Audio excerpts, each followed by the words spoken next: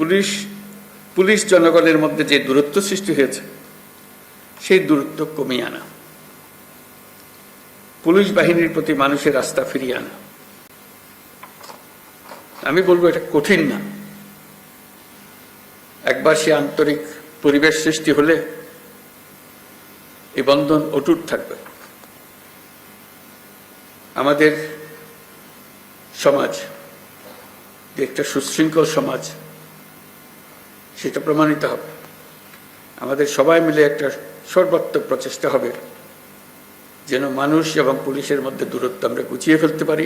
মানুষ পুলিশকে দেখলেই তাকে বন্ধু হিসেবে বরণ করে নিতে এগিয়ে আসে, তার প্রতি কোনো বিরূপ মনোভাব যেন মানুষের মনে না থাকে।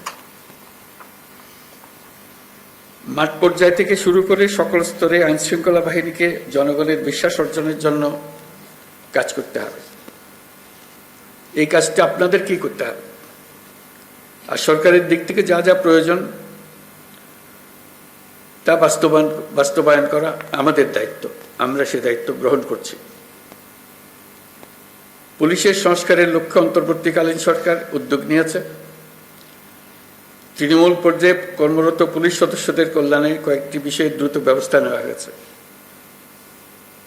আজকের এই মিটিংয়ের পরে আপনাদের সঙ্গে, সবার সঙ্গে, সারা দেশের সবার সঙ্গে সাক্ষাৎ হওয়ার কারণে, আপনাদের কথা শোনার কারণে আমরা আবার দ্রুত একবার বসবো সবাই মিলে, যাতে করে যে সমস্ত সমস্যা আছে সেগুলা দ্রুত সমাধান বাস্তবায়ন করা যায়।